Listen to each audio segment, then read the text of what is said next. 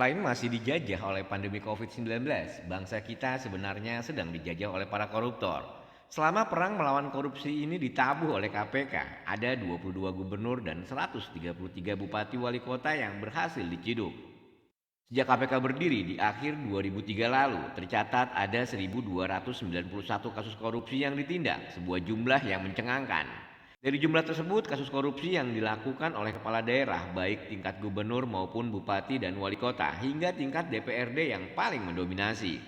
Tercatat ada 144 kepala daerah, terdiri dari 22 gubernur dan 122 bupati wali kota yang diciduk KPK karena terbukti melakukan korupsi.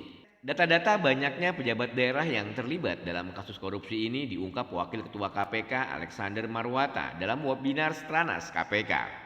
Kata Alex, korupsi yang terjadi di daerah melibatkan hampir seluruh pejabat di berbagai tingkatan, baik eksekutif maupun legislatif. Tercatat 22 gubernur yang sudah ditindak KPK, lalu 133 bupati wali kota serta 281 anggota DPR dan DPRD. Modus paling banyak dalam kasus korupsi di daerah yakni penyuapan dalam pengadaan barang dan jasa. Dari tahun 2020 hingga Maret 2021 saja, ada 36 kasus suap pengadaan barang dan jasa yang telah ditangani. Sebagian besar itu menyangkut perkara suap. Kasus penyuapan itu kebanyakan juga terkait dengan pengadaan barang dan jasa.